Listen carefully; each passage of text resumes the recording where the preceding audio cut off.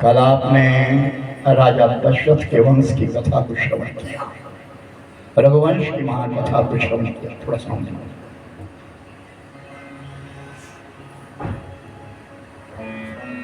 भरद्वाज मुनि याज्ञवल्क्य जी के सामने बैठे हैं और इसी याज्ञवल्क्य प्रयागराज की पावन भूमि पर इस पावन कथा को कह रहे हैं। और इसी पावन कथा के लिए कैलाश पर्वत के ऊपर भगवान शंकर जी पार्वती के सामने कह रहे हैं। और एक नीलगिरी पर्वत है, उस नीलगिरी पर्वत के ऊपर एक कौवा बैठा है जिसका नाम है कागवसुंडी। वो पक्षियों को कथा सुना रहा है जिन जहां प्रेम है वहां भगवान है।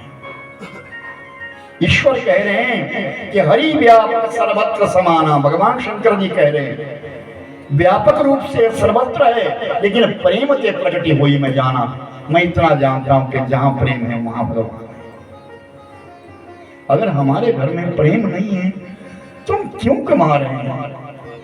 हमारे घर में प्रीति नहीं है, हमारे घरों में उलझने हैं, तो हम क्यों कमा रहे हैं? क्यों अपने लिए महल खड़े कर रहे हैं?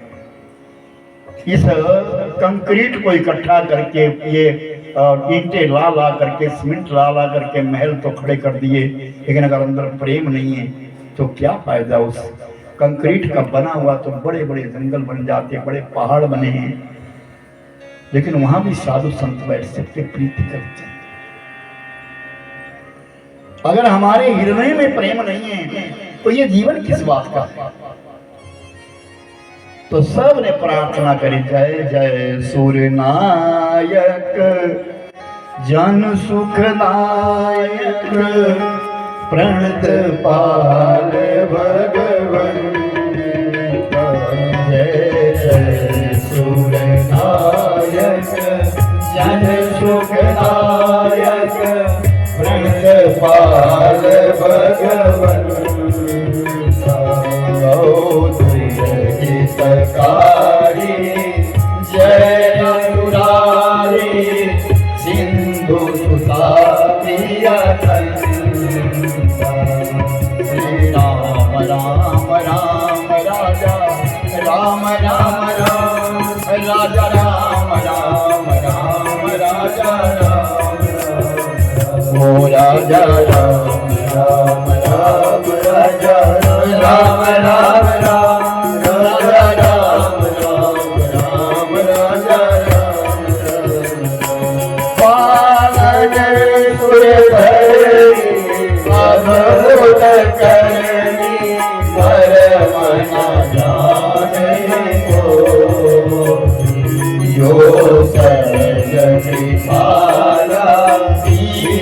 दयाला करहु अनुग्रह सीता राम राम राम सीता राम राम राम ओ राजा राम राम राम राजा राम राम राम ओ राजा राम राम राम राजा राम और बैठे भी गाइए गाड़ी बजाओ आप उधर बैठे गाड़ी बजाओ ओ राजा राम राम राम राजा राम राम राम सीता राम राम राम सीता राम राम राम नाम जप खूब करिए मुक्ति का मार्ग नाम जप है नाम जरूर जपिए सीताराम बोलिए राम बोलिए कृष्ण बोलिए शिव बोलिए राधा बोलिए नाम जप जरूर करिए दुनिया भर के भजन गाते हैं एक कान से आ रहा है दूसरे से जा रहा है जो पिछले साल भजन थे इस साल नहीं इस साल अगले साल नहीं होंगे लेकिन ये शब्द तो पहले भी थे अब भी है और आगे भी रहेंगे भगवान का नाम तो ऐसा दिव्य है खूब गाइए और मैं तो कहता हूँ ये सुनहरा मौका है और बोलने से 100 गुना अधिक पुण्य है लिखने से कभी राम राम लिखा है आप लोगों ने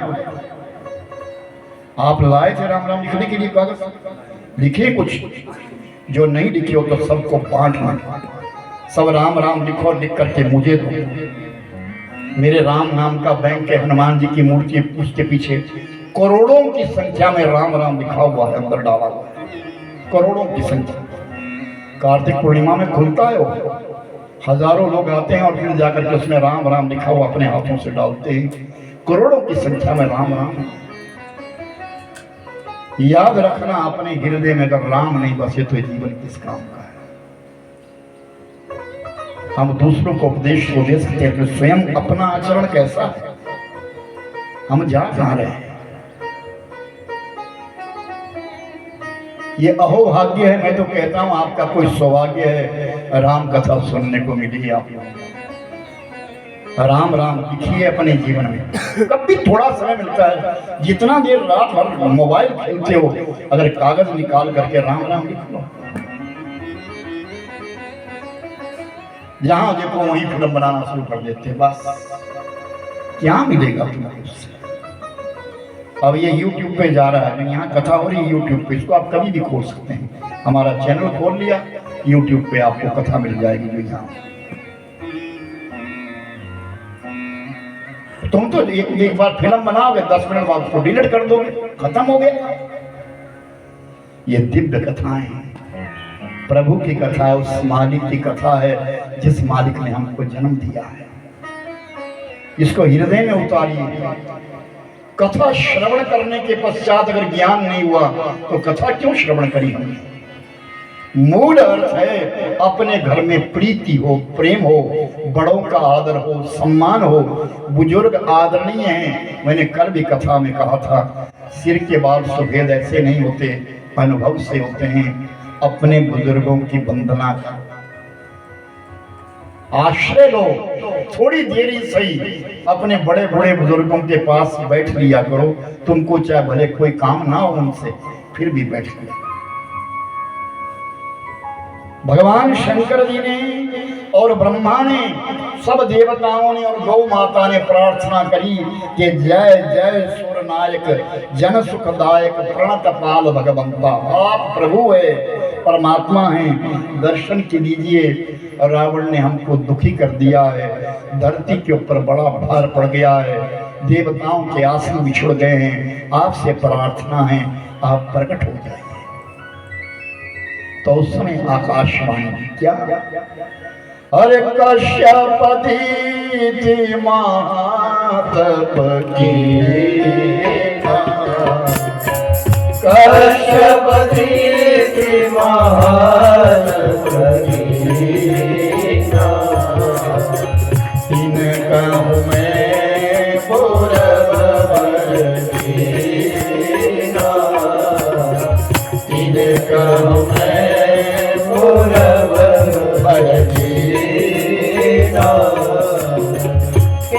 दशरथ का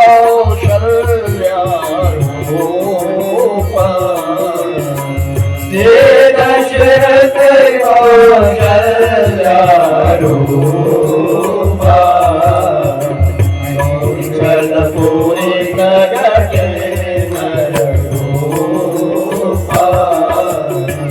कौशलपुरी प्रगटे नररूपा।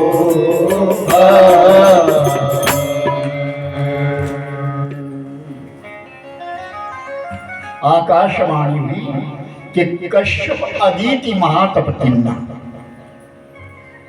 ऐ देवताओं, ऐ ऋषि मुनियों, कश्यप और अदिति नाम के पति पत्नी दो साधु हैं, ऋषि हैं। उन्होंने महातप किया है, बड़ा तप किया है, और मैंने उनके लिए वरदान दिया है, मैं उनके यहाँ पुत्र बनकर के आऊंगा, घबराओ नहीं। इस समय वो दशरथ के रूप में, अयोध्या का राजा है दशरथ के रूप में है वो कश्यप, और उनकी जो पत्नी है जिसका नाम कौशल्या है वो अदिति है। मैं उसके गर्भ से प्रकट हो जाऊंगा, धरती का भार उतारूंगा, देवताओं तुम्हारे कष्ट की निवृत्ति करूंगा, तुम अपने अपने धाम में चले जाओ।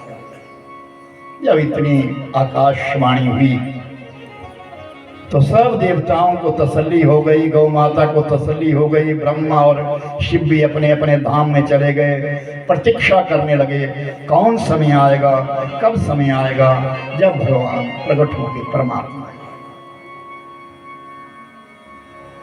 गोस्वामी तुलसीदास जी ने अयोध्या की कथा प्रारंभ करी।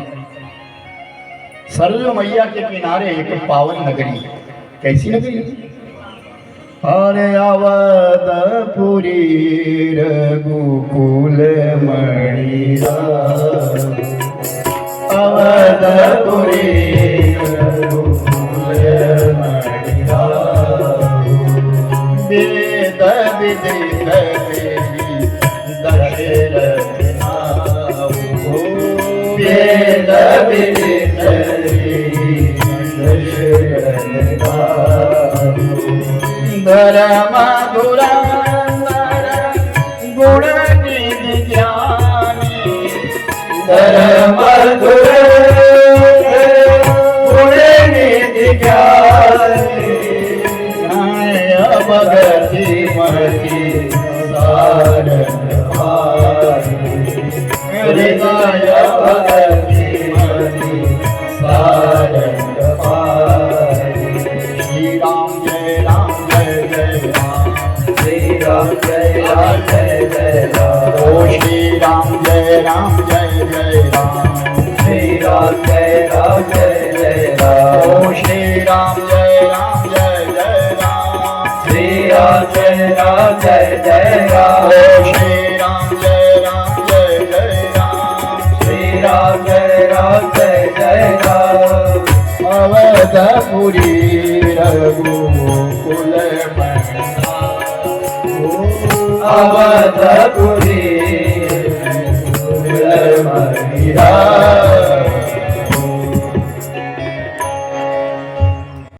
शिव कहते हैं पार्वती सुनो, अवधपुरी रघुकुल मणिराओ, सरजू नदी के किनारे एक नगर बसा हुआ है और वो गगनचुम्बी इमारतें हैं उसकी, उसका नाम है अवध, अयोध्या, पुरी। 7 पुरियां हैं, ध्यान देना सब प्रेम से। 7 पुरियां हैं, 4 धाम हैं, 12 ज्योतिर्लिंग हैं। यही तीर्थ यात्रा है। और जो दुनिया भर की यात्राएं लोग कर रहे हैं, कोई खाटू श्याम जा रहा है, कोई कहीं जा रहा है, कोई कहीं जा रहा है, कोई कहीं जा रहा है, वो तुम भ्रमण करने को कहीं भी जाओ, लेकिन शास्त्र विद में ये कहा गया है कि 4 धाम, 12 ज्योतिर्लिंग और 7 पुरियां, इनका दर्शन जीवन में अवश्य करना चाहिए। 7 पुरियां कौन सी? ध्यान से सुनिए।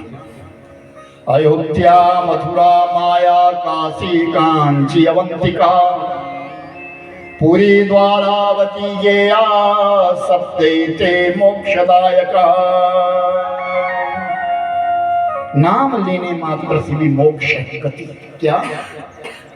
पहली पुरी है अयोध्या, जहां राम अवतार हुए। दूसरी पुरी है मथुरा, जहां भगवान कृष्ण ने अवतार लिया। अयोध्या, मथुरा। तीसरी पुरी है माया, हरिद्वार, जो हमारे सबसे नजदीक है। सुबह जाओ, शाम को हरिद्वार, दूसरे दिन प्रातः काल यहाँ पहुंच जाओ। कोई समय था जब हरिद्वार जाने के लिए कई कई दिन लगते थे, और मेरे सामने की बात है, अगर मृत्यु हो जाए तो अस्थियां हमारे हरिद्वार पहुंचाते हैं तो कई दिनों के बाद ले जानी पड़ती थी। साथ में कोई ढूंढना, कोई चलेगा तो सही। कालका तक पैदल जाना पड़ता था, ऐसा समय था। यहाँ के लोगों को कीर्तपुर तक पैदल जाना होता था, तब जाकर के अस्थियां पहुंचाते थे। आज तो सुबह जाओ, शाम को सीधा हरिद्वार। अयोध्या, मथुरा, माया, माया नगरी है हरिद्वार। सब नोट कर रहे हैं इस बात के लिए। ये 7 पुरियां हैं हमारे जीवन की। अयोध्या, मथुरा, माया। चौथी पुरी है काशी, जिसका नाम है बनारस, जहां 5 नदियां इकट्ठी बहती हैं, गंगा, यमुना, सरस्वती, वरुणा और असी।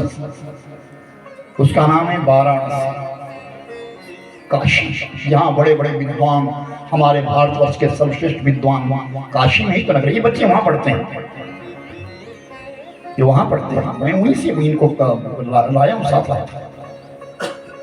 तभी तो मैंने कहा कि मैं भले कुछ भी करूंगा, लेकिन अपनी संस्कृति को मिटने नहीं दूंगा। चाहे जितना हम तक हमारा बस चलेगा तब। ये म्यूजिक अब बाद में चले, मुझे इसकी आवश्यकता नहीं है मेरी कथा में। मैं आपको सही बताऊं, ये नाच नचाना मेरा काम नहीं है। मैं तो मन नचाने वाला व्यक्ति हूं कि तुम्हारे अंदर का मानुष जो सोया हुआ वो जाग जाए, जागृत हो जाए अपने धर्म के प्रति। ये तन नाचने का काम, रात का तुम नाचो, ये खूब गाएंगे, गाओ, जबरदस्ती को गाओ, इनसे पैसा लेना इन्होंने, जबरदस्ती को। ये मेरे से पहले बांध के आएंगे, कितने पैसे दोगे आप? मैं स्पष्ट नहीं, लेकिन कथा में कथा सुनो, दिन में कथा सुनो। अयोध्या, मथुरा, माया, काशी, काशी नगरी बनारस यूपी, और कांची, पांची जो कांचीपुरम। कहाँ है कांचीपुरम, बताएगा कोई? तमिलनाडु, बनारस, वो पांचीपुरम। अवंतिका, अवंतिका है उज्जैन में, जहां महाकालेश्वर, उज्जैन महानगरी, वहां छठी पुरी है, और 7वीं पुरी है द्वारिका। ये 7 पुरियां हैं। तभी तो कहते हैं कि जब पिंडदान करने लगते तो जो क्रिया करवाने वाले तुरंत कहते भाई 7 पुरियों का ध्यान करो, अयोध्या, मथुरा, माया, काशी, कांची, अवंतिका पुरी। कि ध्यान करने से भी हमको पुण्य मिलता है। कथा को ज्ञान कथा कहते, ज्ञान यज्ञ है ये। इसमें बैठ करके मनोरंजन नहीं, मनोरंजन होता है, ज्ञान मिलता है इसमें। सुने तो सही कोई, हम तो कहते अपनी पोटली खोले तो सही, लेकिन खोले किसके सामने? सुनने वाला ना हो। सुनने वाला सोचता है कब जैसे बजाए हम नाचे, कब जैसे हम रील बनाए। ये 7 पुरियां हैं। 4 धाम कौन से? पहला धाम पूरब में, पूरब में कौन है? जगन्नाथ, पूरब में जगन्नाथ धाम। दूसरा धाम पश्चिम में द्वारिका, पश्चिम में। तीसरा धाम दक्षिण में रामेश्वरम, और चौथा धाम उत्तराखंड की पावन भूमि बद्रीनाथ। ये 4 धाम। अब इसके पश्चात आते हैं 12 ज्योतिर्लिंग। 12 ज्योतिर्लिंग है।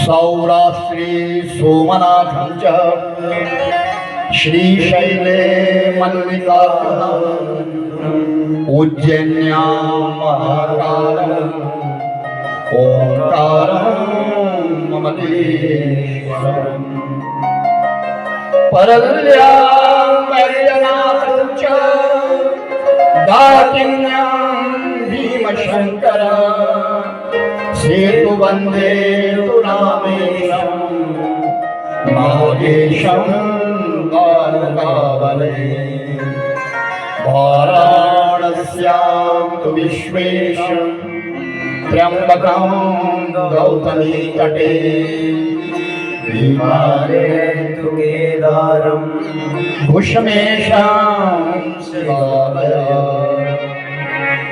एकाद्योरलिङ्गानि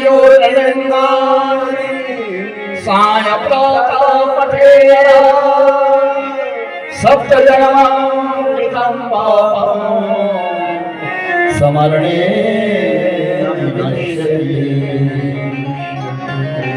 ये 12 ज्योतिर्लिंग, पहला जो ज्योतिर्लिंग है वो सौराष्ट्र सोमनाथ, कहाँ है? गुजरात। और याद रखिए मैंने एक एक ज्योतिर्लिंग के पास कथा सुनाई है। सौराष्ट्र में कथा करी है, द्वारिका में कथा करी है, रामेश्वरम में, हर जगह मैंने क्रम लिया है, वचन दिया है कि जब तक जान है तब तक तीर्थों पे साल की एक कथा जरूर करूंगा। अभी 2000 फरवरी में अयोध्या में कथा है, 2026 में अभी अयोध्या में कथा है, क्योंकि अयोध्या में एक बार पहले कथा करने गया था मैं, तो उस समय मंदिर नहीं था। तो बड़ा दुख हुआ कि जब हम परिक्रमा करने अंदर गए और राम जी को टेंट में देखा, तो मेरे साथ 45-46 आदमी थे, मेरा आंखों में पानी आ गया। देखो हमारे प्रभु टेंट में रह रहे। जोर से मैंने जयकारा बोला तो एक पुलिस वाला बोला कि आज के दिन में भी तक जयकारा नहीं लगा था। यहाँ मुसलमान 10 मिनट बाद अल्लाह करते हैं, लेकिन यहाँ राम बोलने वाला कोई नहीं। उस समय एक संकल्प लिया था, प्रभु जिस दिन तेरा मंदिर बन जाएगा मैं राम कथा करने आऊँगा। अभी मुझे समय दे दिया है, वहाँ से 2026 में वहाँ राम कथा। उज्जैन में कथा करी है, जहाँ भस्म आरती होती है। घुष्णेश्वरम शिवालय, वहां जाके आया हूं मैं। सब लोग जीवन आए क्यों है? कमाओ, खूब कमाओ, लेकिन उसको सेलिब्रेट करो, लगाओ, उसको अपने जीवन पे लगाओ। कुंडली मार करके मत बैठो कि अब इसको कौन खर्च करे, मत खर्च करे, नहीं करो खर्च। धर्म का काम करो, पुण्य कमाओ, खूब कमाओ, उसमें बच जाता है। अपनी संतान को छोड़ो, अब तुम खाओ। वो दिन भी तो याद करिए जो शाम को शाम नहीं, सुबह को सुबह नहीं। कोई चने बेच के गुजारा करता था, कोई मूंगफली बेच के गुजारा करता था, कोई पत्तल बना के गुजारा करता। जमीन में कितना होता, जो बचता वही खाता। आज तो हर आदमी के घर में फ्रूट आता है, हर घर के आदमी के, हर आदमी के यहाँ मिठाई आती है। विचार करिए, हमारा अहोभाग्य है, तभी तो कहता हूं ये कथा सुनने को मिल रही है। ये हमारी परिक्रमा है। और दक्षिण दिशा में रामेश्वरम है, जहाँ भगवान शंकर जी की स्थापना स्वयं भगवान राम ने करी है। वो तीसरा धाम है। और जो चौथा धाम है वो बद्रीनाथ, जो तपोभूमि है। भागवत जी की कथा बद्रीनारायण से प्रारंभ की जाती है, जहाँ सनक, सनंदन, सनातन और संत कुमार तपस्या करते। वो तपोभूमि है। वो 4 धाम। हमको इन धामों की यात्रा करनी चाहिए, परिवार को लेकर के जाए। मैं तो कहता हूँ अहोभाग्य है, अपने बुजुर्गों को लेकर के तो जाओ। कभी जाओ ऐसे भ्रमण करने के लिए, पिकनिक मनाने के लिए नहीं, भ्रमण करो। जिंदगी भर कर चाबियों का गुच्छा तुम लटका के घूमते रहोगे तो जीवन तो बीत जाएगा। इससे कुछ तो करो। इस राम कथा को अगर 1 महीना भी गाया जाए तब भी पूरी नहीं होती। राम कथा कदम कदम पर हमको सचेत करती है। अच्छा निर्णय लिया उस दिन राम कथा के, राम कथा ही अच्छा निर्णय। गृहस्थ कथा है। हर व्यक्ति के घर घर की कथा है कि हर घर के बीच में श्लोक लिखा है, हर घर के बीच में सीता माता है, हर घर के बीच में उर्मिला है, हर घर में मांडव्य शुद्ध कीर्ति है, हर घर में राम है, हर घर में रावण है, हर शरीर में दानव और दैत्य और देवता है। लेकिन परीक्षा तय करनी है कि क्या हम वहां तक पहुंच सके, क्या हम वहां तक पहुंच सके। बहुत सारे लोग होंगे ऐसा सोचेंगे ये कथा सुनने काबिल नहीं, हम क्या सुने, वहाँ कुछ नहीं, तड़क नहीं, धड़क नहीं, फड़क नहीं, मैं तड़क पड़क कर कुछ नहीं करूँगा। सोच लेना हमारे 9 दिन वैसे ही बर्बाद हो गए। अगर कथा सुननी है तो प्रेम से सुनो और अहो भाग्य मानो हमारा जीवन सफल हो जाए। हम कथा सुनो, सुबह पूजा में आइए, सब आइए पूजा में, बारी बारी आइए। कहते वो हाथ धन्य हो जाते जो पूजा के लिए उठते हैं। तिलकम विप्र हस्तेना मातु भोजन भोजनम पिंडम पुत्र हस्तेना योदाति। बैठो बैठो नीचे बैठ जाओ बस। वो हाथ धन्य हैं जो पूजा के लिए उठते हैं, वो माथा धन्य है जिसके ऊपर ब्राह्मण तिलक कर देता है, वो पुत्र धन्य है जिसके हाथों से अपने माता पिता का पिंड हो जाता है, और वो मुख अच्छा है जिस मुख में मां के हाथों का बना हुआ भोजन को खा लिया जाता है। सबके नसीब में नहीं होता। हम तरसते रहे, हमारी मां रह जाती कुछ हमारे संग में रहती, आदेश नहीं था। भरे बुरे परिवार को छोड़ करके जंगल में रहना शुरू कर, आदेश नहीं था। लेकिन फिर भी मैं ये कहता हूं कि जो हमको जीवन मिला है बहुत अच्छा। ये धरती कहीं ना कहीं किसी के तप से तो खड़ी है मेरे भाई बहन, किसी ना किसी के तप से तो खड़ी है। गौ माता देखो कैसे कैसे घूम रही है, देखिए आप विचार करिए। अभी लंपी वायरस आया गौ माता के लिए, यहाँ भी आया था वायरस। जो गौ माता बीमार हुई 1.5 साल पहले, हाँ लंपी वायरस आया था।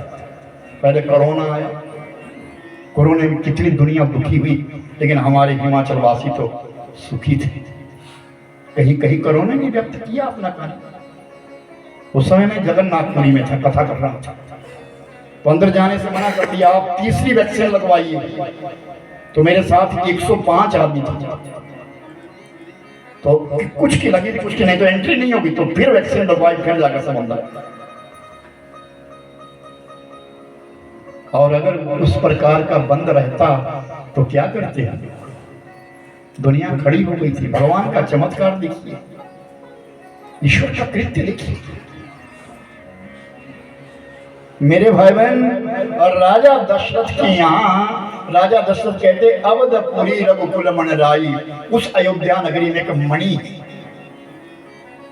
सब सांपों में मणि नहीं होती, कोई कोई सांप है जिसमें मणि होती है। उसी प्रकार सब राजा एक जैसे नहीं होते, कोई राजा बड़ा महान होता है। तो अयोध्यापुरी में एक मणि रूपी राजा है। वेद विदित ही दशरथ नाउ, वेदों में भी जिसका नाम है दशरथ। 10 इंद्रियों को जिसने बस में किया हुआ है, 5 कर्म इंद्रियां, 5 ज्ञान इंद्रियां, इन 10 इंद्रियों को जिसने वश में किया हुआ है, ऐसा राजा है, उसका नाम है दशरथ। वेद विदिते दशरथ नाउ, धर्म धुरंधर गुण निधि ज्ञानी, धर्म को मानने वाला है, गुणों की खाने और राजा। हृदय भगति मति सारंग पाणी, उसके हृदय में भक्ति है, सारंग पाणी भक्ति है, निर्मल भक्ति है उसके अंदर, ऐसा राजा है। कौशल्यादि नारी प्रिया, सब आचरण पुनीत, पति पद अनुकूल गुणा, हरि पद कमल विदित। एक नहीं 3 रानियां हैं उसकी, एक का नाम कौशल्या है, एक का नाम सुमित्रा है, और एक का नाम केकई है। तीनों रानियां हैं, 3 रानियां हैं। प्रजा सारी सुखी है, सब राजा को पिता मानती हैं, फिर भी उस राजा के घर में कमी, संतान। याद रखना, संसार जिसको भी मिला है अधूरा मिला है, कमी तो सबकी है, और भगवान जिसको मिले हैं पूरे मिले। संसार जिसको मिला है अधूरा मिला है, भगवान जिसको मिले हैं पूर्ण रूप से मिले हैं। भगवान के मिलने में पूर्णता है, संसार के मिलने में पूर्णता नहीं है। तो राजा दशरथ जैसे व्यक्ति के भी अगर कमी रही तो हम आप कौन हैं? हम आप कौन हैं? तो थोड़ी सी अगर कमी अगर जीवन में रह जाए तो घबराओ मत, कोई कमी अगर जीवन में रह जाती है, घबराओ मत, प्रार्थना करो। क्या? भगवान मेरी नैया उस पार लगा दे, भगवान मेरी नैया उस पार लगा देना। ओ दीनानाथ मेरी नैया उस पार लगा देना। ओ दीनानाथ मेरी नैया उस पार लगा देना। ओ अब तक जो संभाला है आगे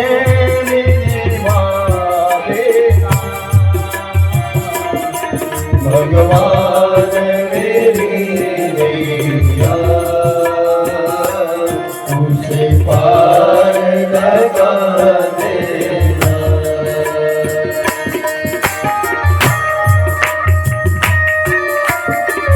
आप प्रेम से ताली बजाओ।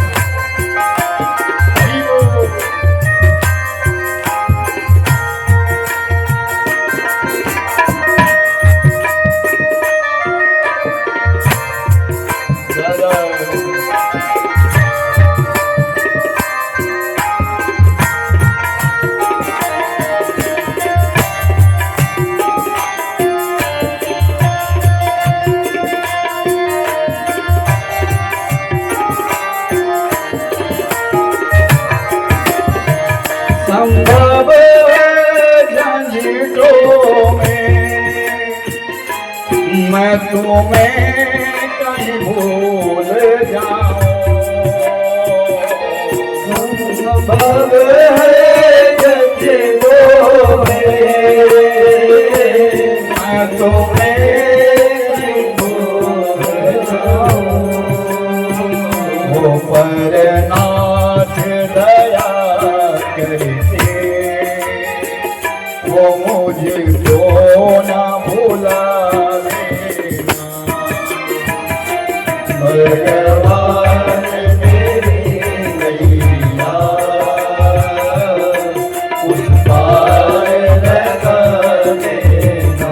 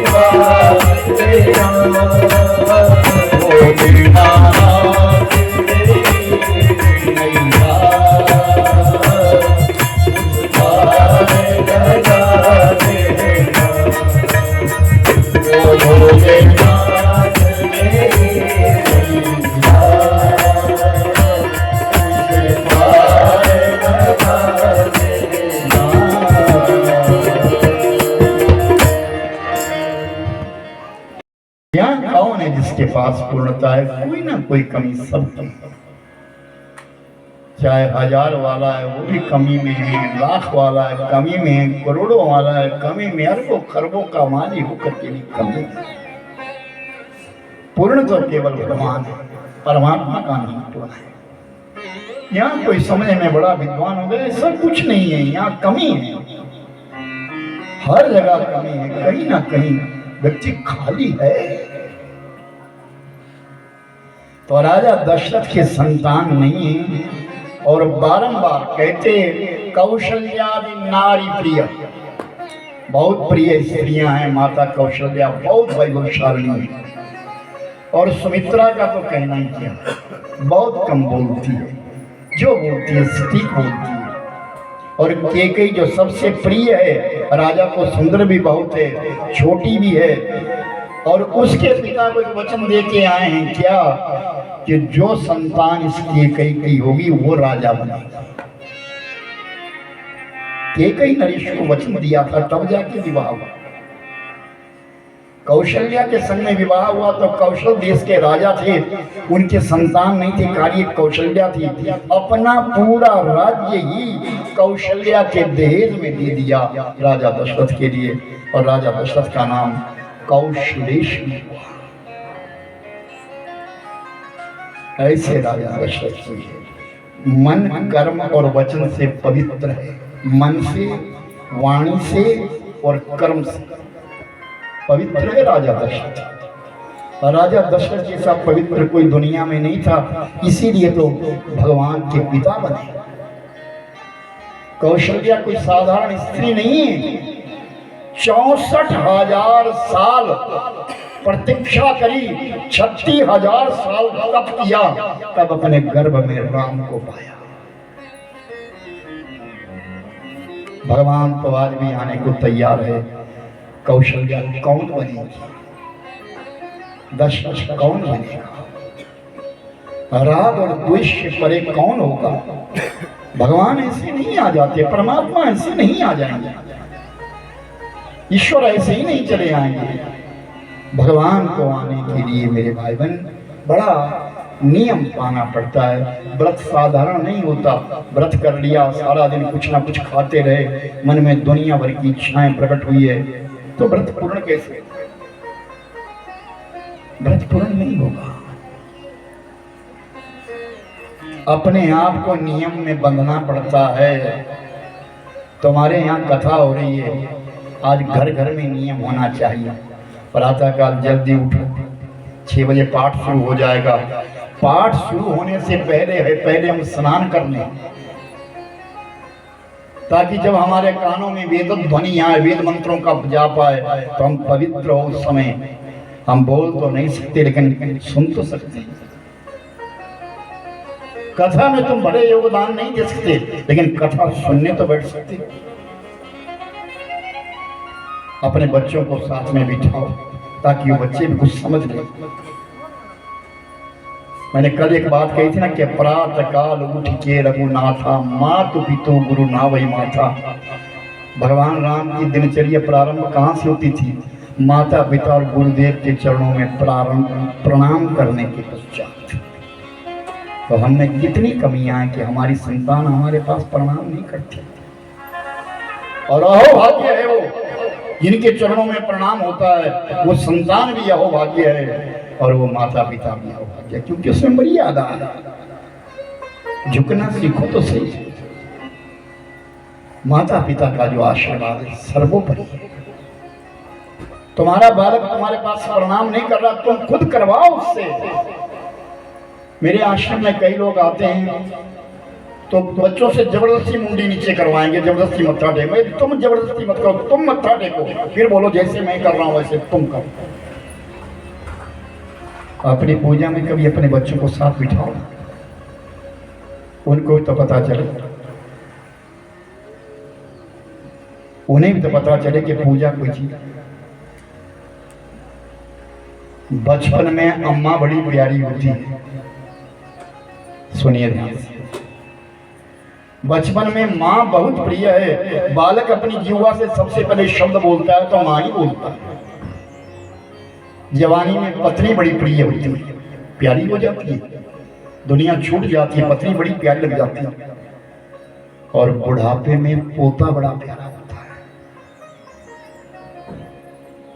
बुढ़ापे में पोता बड़ा प्यारा होता है। और अंत समय में दुनिया में कोई भी प्यारा नहीं होता, केवल भगवान प्यारे होते हैं। आए भगवान मुक्ति दे दे। शरीर में इतना कष्ट आ जाता है, फिर वो मांगता है कि मुझे मुक्ति मिल जाए।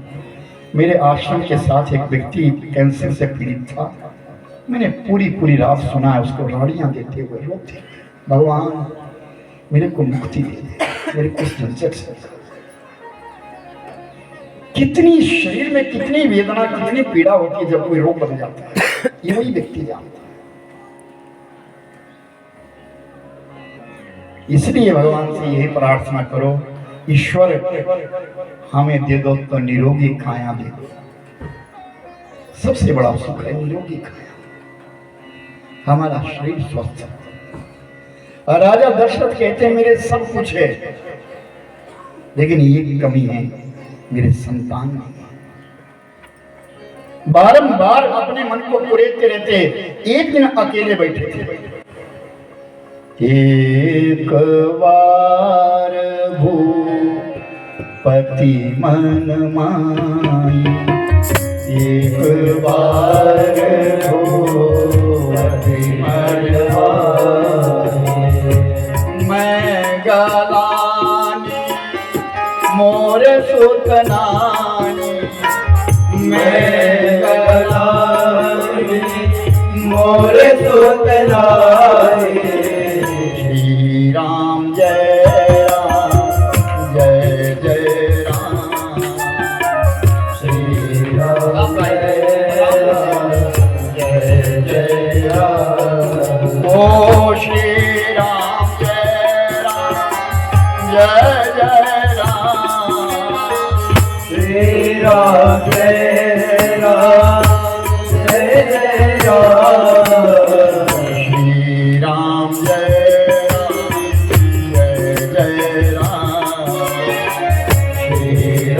जय राम जय जय राम। गुरु गृह गया हो तुरत मई पाला, गुरु गृह गया हो तुरत मई पाला, चरणन लगी गई विनय विशाला, चरणन लगी श्री राम जय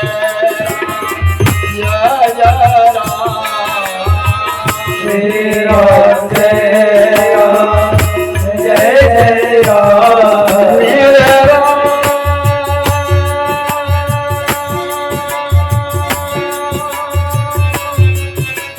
मेरे राम,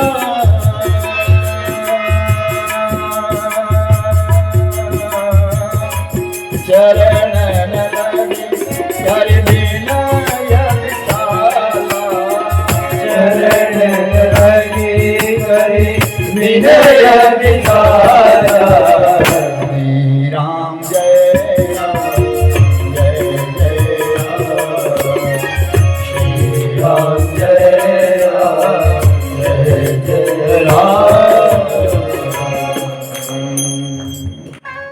एक बार भूपति मन मानी, मैं गलानी मोरे सुतना। एकांत में बैठे थे राजा दशरथ जी महाराज, और मन में एक गलानी हुई, मन में एक विचार आया, मोरे सुतनाई, मेरे संतान नहीं है, मेरी इस अयोध्या का क्या होगा? ये रघुवंश समाप्त हो जाएगा, मेरी वंश परंपरा यही विलुप्त हो जाएगी। तो एक ध्यान आया, गुरु गृह गया हूँ तुरत मई पाला, गुरु महाराज की याद आई। और याद रखना, सुख में भले तुम अपने गुरु को याद करो या ना करो, दुख आए तो तुरंत याद करो। हो सकता है तुम्हारे नाम की माला तुम्हारे गुरु महाराज कभी अपनी पूजा में डाल दे और तुम्हारा कल्याण हो जाए। गुरु गृह गया तुरंत महिपाल, वो महिपाल वो राजा दशरथ गुरु गृह गए। गुरु कौन? पूज्यपाद वशिष्ठ ऋषि महाराज। और वशिष्ठ जी के चरणों में जाकर के प्रणाम किया। निज दुख सुख सब गुरु ही सुनायो, कही वशिष्ठ विधि समझायो।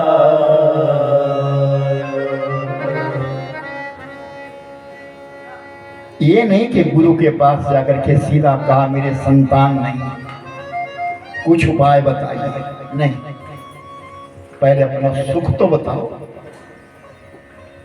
भगवान के द्वार जाकर के मांगना मत करो, मांग मत बढ़ाओ, ये दे दो ये दे दो ये दे दो, नहीं, कम से कम इतना शुक्रिया अदा तो करो मेरे महाराज इतना कुछ भी तो है। एक चीज की कमी है तो कोई बात नहीं, लेकिन और भी तो है। अपना सुख भी तो सुनाओ ना, अपने गुरु को कभी अपना सुख भी तो सुनाओ कि हम इतने सुखी हैं, दुखी ना सुनाओ। राजा दशरथ ने सबसे पहले अपना सुख सुनाया। गुरुदेव मैं धन्य हूं, मेरे नगर के बाहर सरजू मैया बहती है, पानी की कोई कमी नहीं है, जमीन के बीच में इतना न होता है कि मेरी अयोध्या वासी बहुत प्रेम से सब खा लेते हैं। मेरी अयोध्या में कोई निर्वस्त्र नहीं रहता। मेरी उस अवध के बीच में, मेरी इस अयोध्या के बीच में देवराज इंद्र खुद आते हैं और झाड़ू लगाते हैं। मेरी अयोध्या के बीच में जल इतना बरसता है जितनी मेरी जमीन को जरूरत है, कोई कमी नहीं है, लेकिन एक कमी है। गुरुदेव आपसे मैं छुपाऊंगा नहीं, मुझसे कुछ पाप भी हो गया है। जब ये कहा कि मुझसे पाप हुआ तो गुरु वशिष्ठ एकदम सतर्क हो गए। मेरा शिष्य और पाप करे, कौन सा पाप किया तुमने बताओ।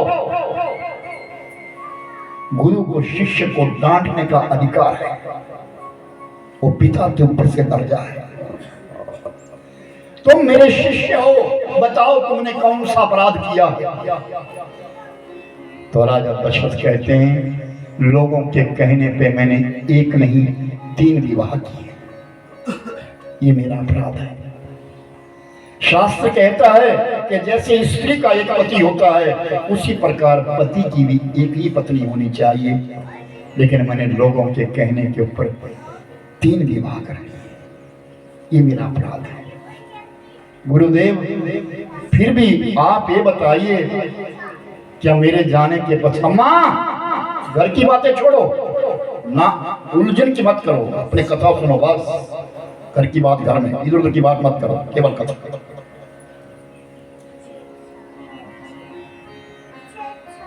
सुनते होंगे कहां से ले आए सब, ऐसे सोचती नहीं, सोचते तो नहीं, इतना खड़ूस बाबा कहां से आ गया। रघुवंश समाप्त हो जाएगा, क्या अयोध्या के लिए कोई वारिस नहीं होगा। आपसे मेरी विनय है, क्या मेरे कोई संतान नहीं होगी। और राजा दशरथ के नेत्रों में आंसू है, गुरु महाराज के सामने रो गए। मैंने वो काम कर लिया जो करना नहीं था, मैंने 3 विवाह कर दिया, फिर भी मेरी संतान नहीं। कौन सा अपराध है गुरुदेव मेरा, क्या है मेरा कोई अपराध क्षमा करने योग्य नहीं है। मैं अपनी प्रजा को क्या दूं, प्रजा को वारिस चाहिए, उत्तराधिकारी चाहिए अयोध्या के लिए। मेरे जाने के पश्चात पता नहीं कब यहाँ क्या होगा मुझे नहीं पता। गुरुदेव आपके पास आया हूँ, आप बताइए क्या मेरे संतान नहीं हो?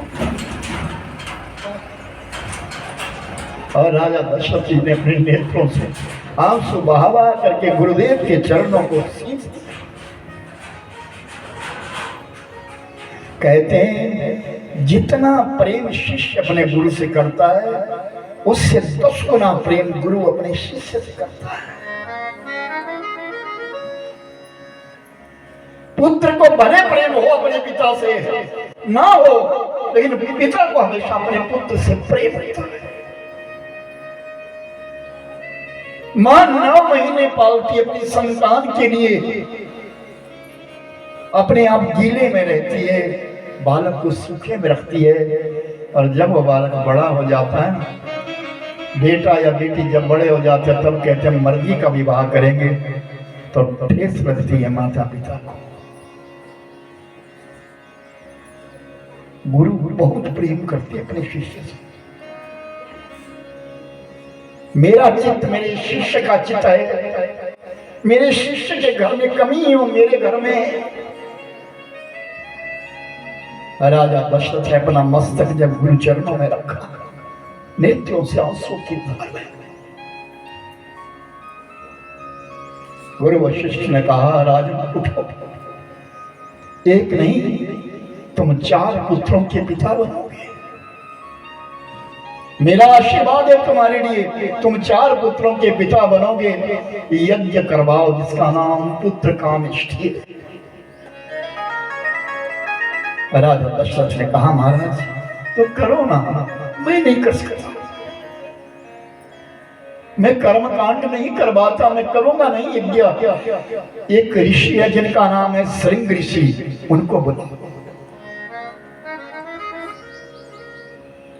श्रृंग ऋषि तेरे यहाँ आ जाए तो वो जो यज्ञ करेंगे उससे संतान उत्पन्न होगी। मेरा बाबा है, तरसते हैं माता पिता संतान के लिए। मेरे भाई बहन, कोई पीपल की पूजा करता है, कोई शिव जी की पूजा करता है, कोई किसी की पूजा करता है। हमारे संतान हो जाए, हमारे संतान। और जब वो संतान कभी ऊंची आवाज में अपने माता पिता को बोलती है ना, तो दिल टूटता है माता पिता। और आज आए दिन ही दिख रहा है। मैं तो कहता हूं आप लोग अहोभाग्य है, गांव में रहते हो। मैं शहरों में घूमता हूं, जहां भी जाता हूं, अभी उन्ना से आता हूं। लोगों का क्या क्या ड्रामे, लोगों के सब माता पिता रोते हैं, हमारी संतान बिगड़ गई। कोई नशा करता है, कोई कुछ करता है, कोई कुछ करता है। जिन माता पिता ने अपने बच्चों को पाल पोस करके बड़ा किया, उन माता पिता पर क्या बीतती है।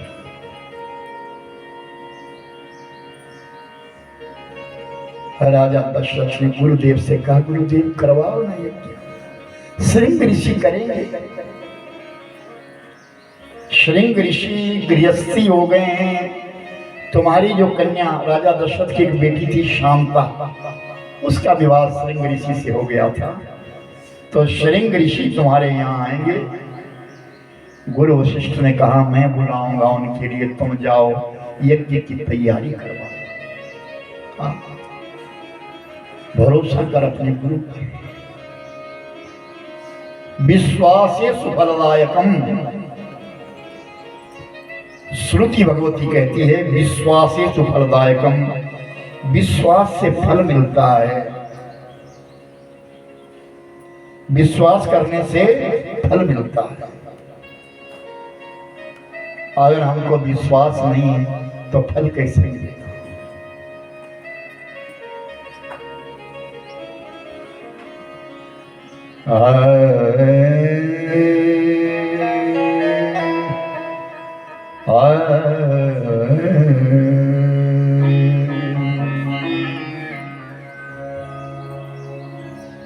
श्रृंगी ऋषि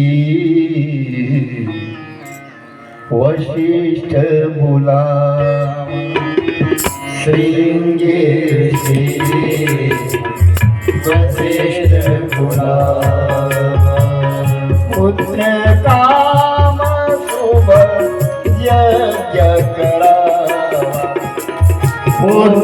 काम शुभ यज्ञ करा। श्रृंगी ऋषि वशिष्ठ बुलावा, श्रृंगी ऋषि वशिष्ठ बुलावा।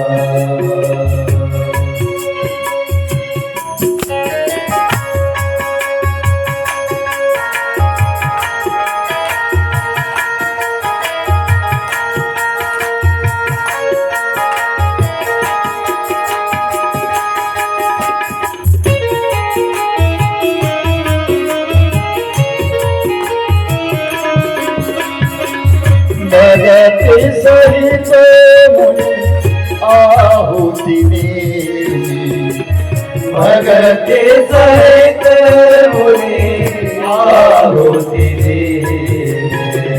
प्रगटे अगणि चरु कर लीजे, प्रगटे अगणि चरु कर लीजे। श्री राम जय राम जय जय राम, श्री राम जय राम जय जय राम। श्री राम जय राम जय जय राम, श्री राम जय राम जय जय राम।